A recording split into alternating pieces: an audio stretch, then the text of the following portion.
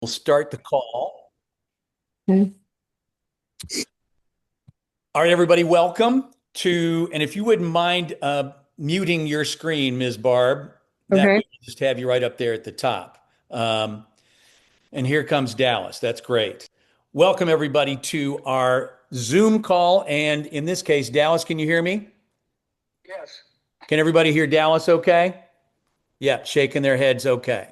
All right, so welcome to our Zoom call that includes two of our special trainers, John Sadler and Dallas Stewart, who have been really the guys that have carried the water for the most part for us on the West Coast and on the East Coast, or central part to the East Coast of the country. Dallas Stewart and John Sadler, and we know both of you have places to go and things to do, and this is especially day off, travel day for Dallas, and John has his workouts scheduled. So we'll try to push on rather quickly with you, but I wanted to include two of these very important components to our U Racing stable, not just in 2025, but in 2026 coming up.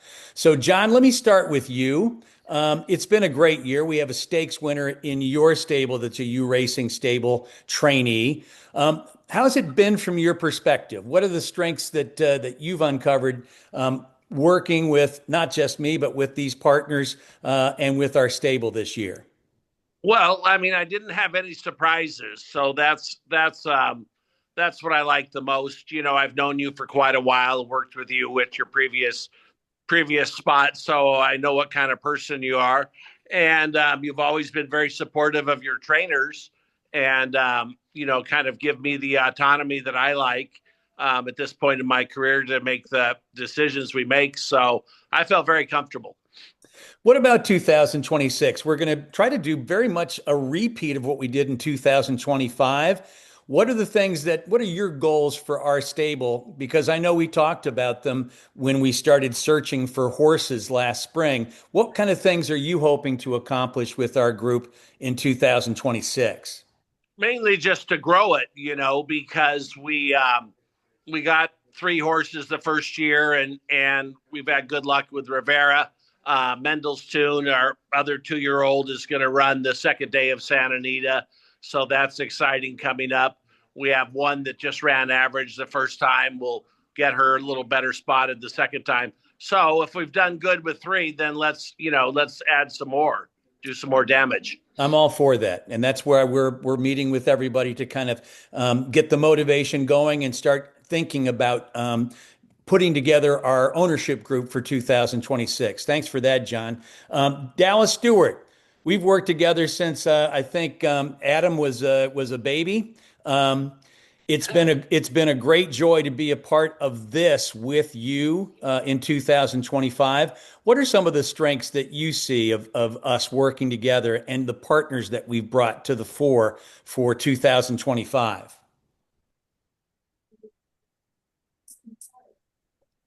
Can you hear me, Dallas?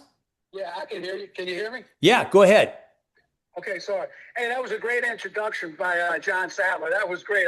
Makes me want to invest. I'll tell you, that was great. And I feel just like John. We've got three nice horses. We're off to a good start. The Cold Corona, the Oro ran great for us. We had a little hiccup that he had a little temperature, but we think these are really nice cold. Winning Matters ran terrific. We're looking forward to getting her rolling at Oak Lawn. And, our other horse had just a little small setback, but he's a really heck of a horse. So we just want to grow it. We want to work with you, Jeff. We've been with you. He's having his first And, Jeff is having his first Zoom. Oh, if you could mute iPad 3. Go ahead, Dallas. You can finish up your glowing tribute. listen, man, we've been together a long time. We've won a lot of big races together. We've been through the valleys and over the mountains together, and we just want to build this thing and work together and win big races for everybody. Have some fun. Thanks, Dallas. I appreciate it. It's a wonderful, collaborative effort. iPad 3, if you wouldn't mind muting, or somebody is on non-mute. it'll help a little bit, and then we'll open up for anybody who wants to ask questions. I know both you and Dallas are in the middle of your days, and I appreciate your time.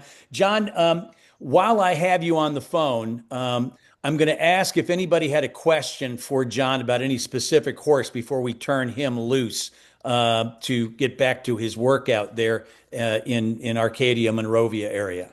Anybody have a question for John? You can unmute yourself and ask him about a specific horse that maybe you have a follow-up question beyond what we send out in the weekly updates and all the racing manager information.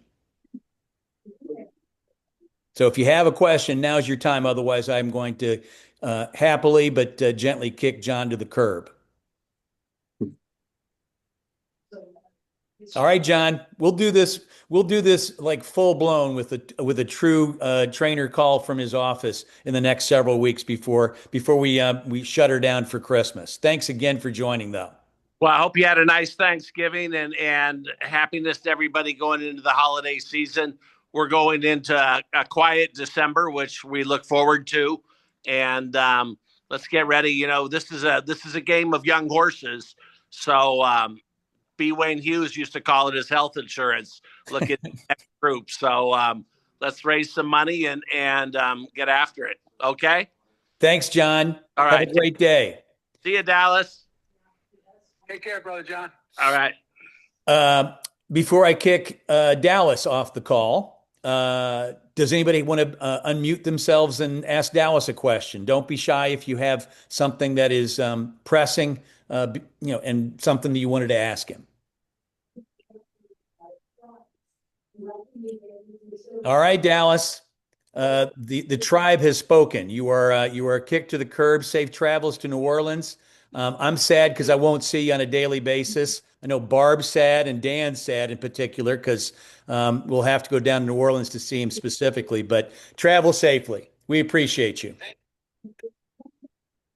To next year and finding good horses at good prices and trying to beat them in big races. That's what it's about. All right. Take care, Dallas. I'm going to hang up on you, but don't be offended. Take care. See ya. All right. So Dallas and John were kind enough to share some time with them, and obviously we will have them on for a real type of get together for the purposes of going through horse by horse. I am going to now. Here we go. Can everybody see my screen? It says 2026 U Racing Vintage. Thank you for nodding, Barb. I appreciate that. Yep. It's very kind. So this is the more, I guess, formal portion of our show and tell this afternoon. This is a kickoff to the 2026 venture. I will say that I checked the spreadsheet earlier today. 9 or 10 folks have already reached out, said, yes, I want to be a part of this. Many of them have signed their paperwork already. A few have funded already. So we really appreciate that. Aside from warming the cockles of my heart, gives me reason to believe we're going to be in great shape by the time the 2-year-old sales roll around in March. But this is the venture that we're looking at for 2026. And we build off a tremendous foundation. I don't think that I would have put together these numbers that I'm going to be quoting here. At this time last year when I was contemplating doing this, I didn't know that we would find the types of horses and have the great partners that would allow us to have this type of success. So U Racing Stables in 2025, currently, snapshot, 25% current win rate. We're 75% in the money. Granted, limited database, but 75% of the money. We already have a stakes winner with our very first starter in Rivera. She's multiple, she's stakes placed as well and has earned with her dirt bonuses from Del Mar close to $160,000. So she's been terrific. But as Dallas and John mentioned, there's excitement with a number of horses in the first group that we bought. So now we're signing up partners for 2026, and we're encouraging people to reach out to me and reserve your spot for the 2026 venture. I do believe that in 2025, we made some internal promises to ourselves before we started this thing, and we're delivering on those promises made. We purchased 9 horses at OBS March, April, and the Fasig-Tipton, Maryland sale. We said we'd buy between 5 and 10, and that's on the higher end of that. I think what we're going to try to do in 2026 is a carbon copy between 5 and 10 horses bought at the right types of prices. This year we averaged right around $150,000 per horse purchased, and look to have a nice volume. This is a game of numbers, so you can't just do it with a onesie or a twosie more often than not. We did give access to our horse evaluations, sent out spreadsheets with the data track, the metrics on the stride analysis and the breeze figures. We had those wonderful calls to begin with the night before we started buying at each one of the sales. And Barb, I'm looking at your friendly face right there. You were one of the first people to join on some of those calls. It was so nice to have that really, really encouraging face and encouraging motivation. We got to do this for these wonderful people who have reached out to support us. So we'll have that same sort of evaluation and acquisition process available to people. And we're also going to invite people to come to the sales with us. I know, Barb, you had thought maybe I can make it to the sales last year. I hope you can make it this year. Dan Rivers has talked about it. I know Bob Gardner, who was on the call and is going to be a part of 2026. He too has always wanted to go to these sales and really kind of learn more about it. I know Jeff Levinson is another guy who said, listen, I want to be a part of that. We want to encourage people to do that throughout the March and April and May period this coming spring. Quarterly accounting statements and transparent access to our stable accountant, the beautiful and lovely and learned Troy Mulligan. He's been on a conference call or two for us. He'll be back before the end of the year, and his access has always been 100%. And we've done our quarterly statements to let people know how we're doing. I'm very proud of this next item. We've made 4 distributions of purse money to this point. Have people got their last check yet? I know. Okay, I know Troy was sending them out, so they should be coming out for the latest. That would be when Winning Matters ran so well in her maiden race, and of course the latest on Rivera when she won the Desi Arnaz. So that money should be coming relatively soon, stocking stuffers for Christmas. We did have the silks of a number of our top end investors. Their silks were on our horses. If you look right down there, they're the Green Bay Packer colors of Paul Farr's Titletown Stables. You've got, of course, Hans and Anna Marin's their great Satzer Centers silks that were on Rivera when she won the Desi Arnaz, and we plan to continue that trend in 2026.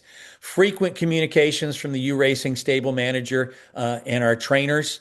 I don't think you can overdo this. I'm always wanting to get some feedback because I don't want to feel like we're overkilling people with information. But geez, when you've put up the kind of money that people put up and they love these horses and they love to see what their development is, I think it's important to be carpet bombing almost with information. And I think with the racing manager, the weekly, the daily updates that we see there, the weekly updates that I put together with Stephanie Collins, my wife, the videos, and just texts and conversations, I think that we are one of the top, if not the top communication partnership out there. We have concierge service when we visit the tracks across the country when we're racing, and even in some of those days when we're not racing, if people have needed our box, for example, at Del Mar, or have needed something at Keeneland or at Churchill, etc., we want to be there for you. And obviously, we believe that people have had a real voice in the direction of where we're going with you racing. So. That's, I think, a number of the promises that we made to ourselves internally, and I think we've delivered on them pretty nicely. So here's really the nuts and bolts of what we're going to be doing in 2026. Our buying team, we're going to select and purchase 5 to 10 2-year-olds at the OBS March, April, and Fasig-Tipton, Maryland sales. And we'll have the similar eyes. We'll be using the stride analysis. We'll be using our trainers. We'll be using our bloodstock agents that have done so well for us up to this point. And with the help of our friend Dan Rivers. We're actually bringing in some new AI platforms and technologies. You'll hear us talk a great deal more about Pedigree 360, which is the group from Down Under that the very well-known John Stewart, Resolute Racing, has purchased as his own outfit now, and he is putting together some really interesting new platforms and some new profiles of what a good horse looks like and maybe what not so good horse looks like. And we're going to be integrating all of these together in order to select these 5 to 10 2-year-olds at the 2-year-old in training sales.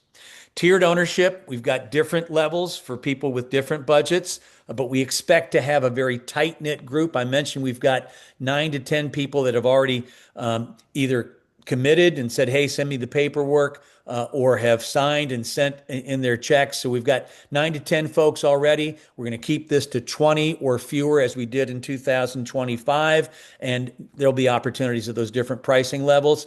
The thing about it is, this is something we emphasized when we first started out. The hammer price is your price. There's no markup in these horses that we buy. If we buy a horse for 150, that's what we buy the horse for. So you get more horse for your dollar.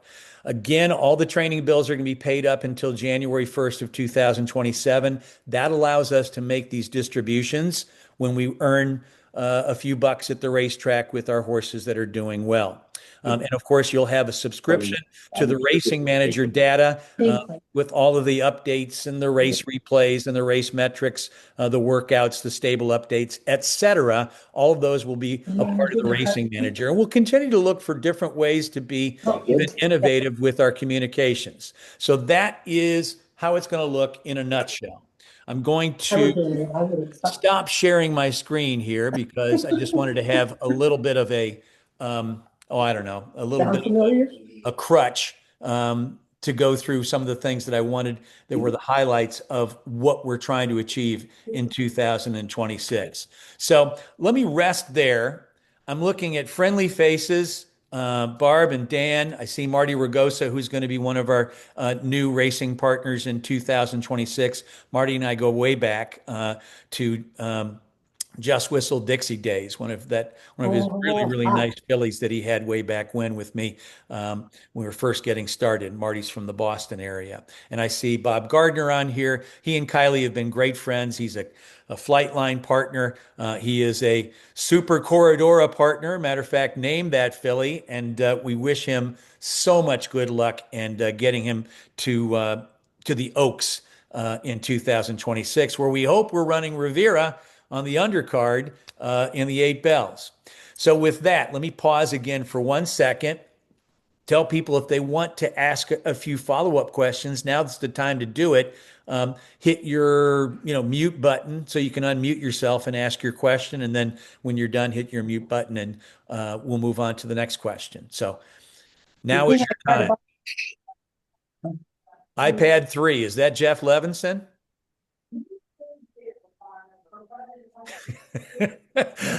I thought it might be, but maybe not. Okay, so iPad 3, whomever you are, do you have a question? Because you're unmuted.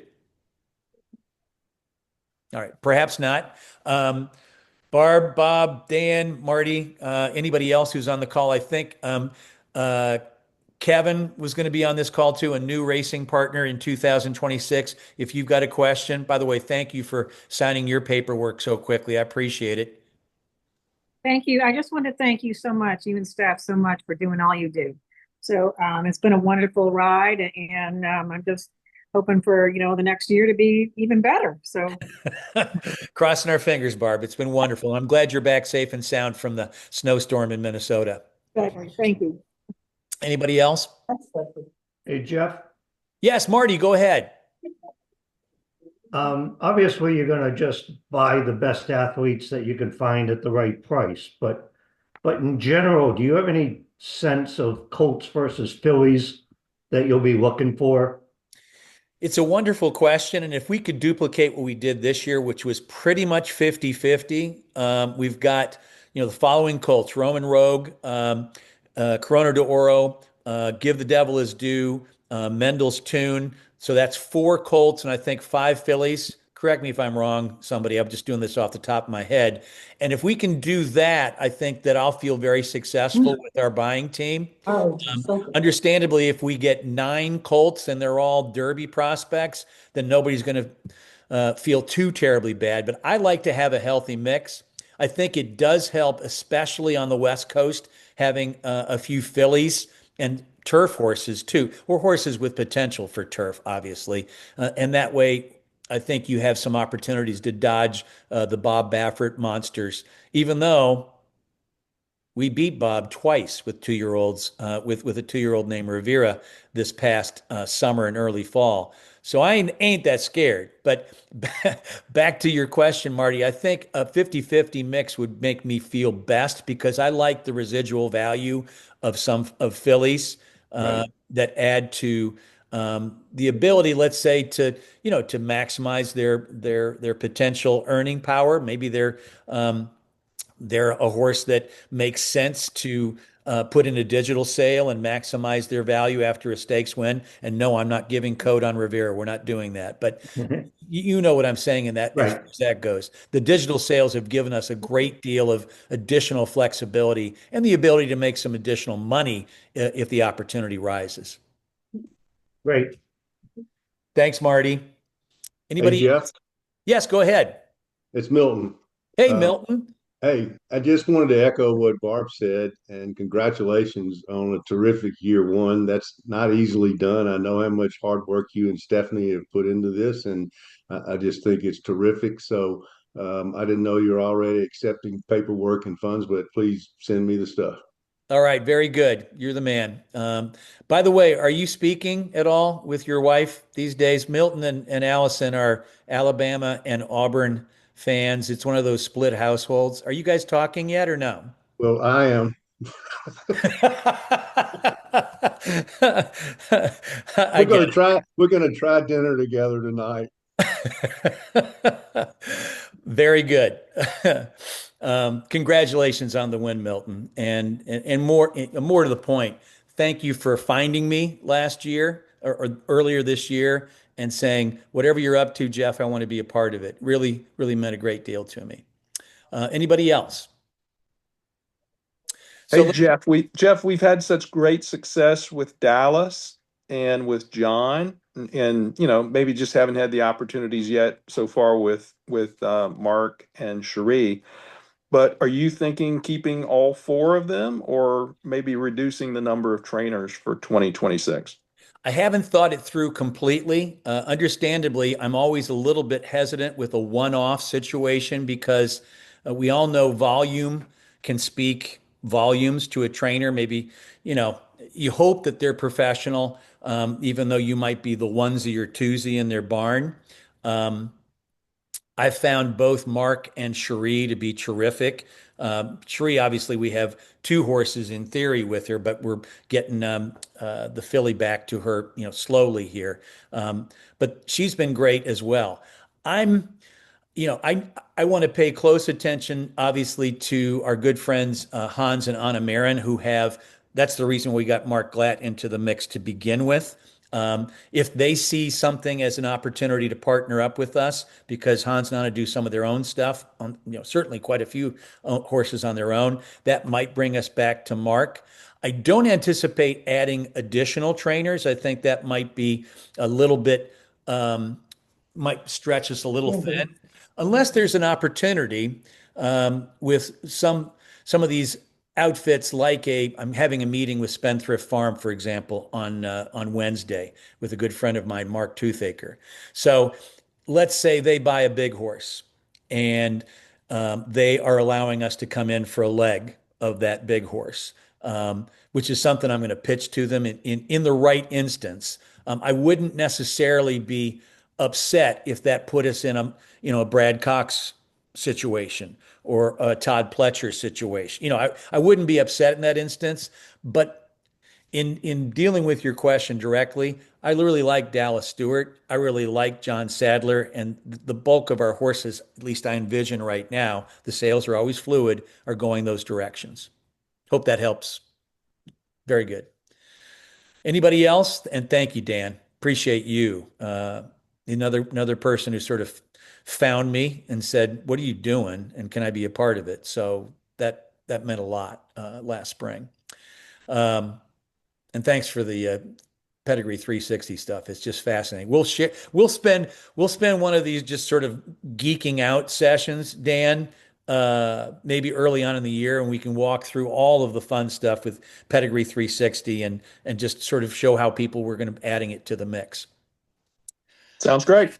Very good. I do want to finish up here by giving people just a broad timeline of what we're hoping to have happen here. As I said, we've had people sign up and they're going to be funding in the next couple of weeks to right after the first of the year. We'd like to have people commit, tell us that they're in the next month, and try to fund by the end of January.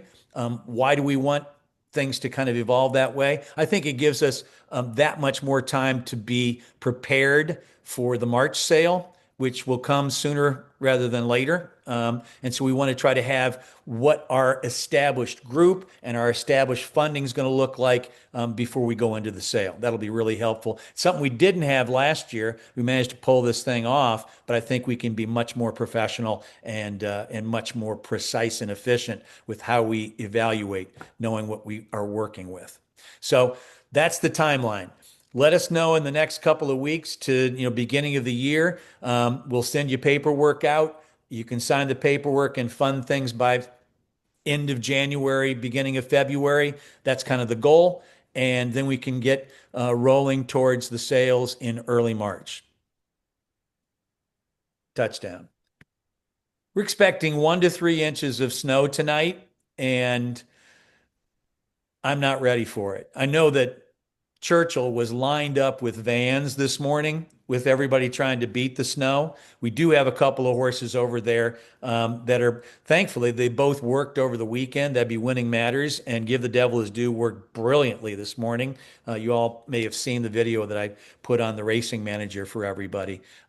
So neither of them has to do much in the next 24 hours. They're both kind of chilling, literally and figuratively. And then we'll see Winning Matters head down to Oaklawn. And it's possible that our friend Give the Devil His Due will get his debut at Turfway, which is up the road in Florence, Kentucky, just south of Cincinnati, on the synthetic up there. He's got one more work to go, and then we'll get rolling with him. So with that, I say, without getting too gushy, thank you to everybody who's on the call today. Really means a ton that you're here. We're going to record this, send it out to everybody so you can either throw it in your trash or if you've heard enough, or if you want to revisit some of the things that we touched on. So for Stephanie, who's in the background with the dogs, trying to keep them quiet, and for me, and for all of our partners and trainers, and all the people who have contributed to the success we've had. I'm talking about the grooms, the hot walkers, the exercise riders. Everybody's an extension of you racing stables. I say thank you. Have a great night, guys, and try to stay warm. See ya. Thanks, Jeff. Thank you.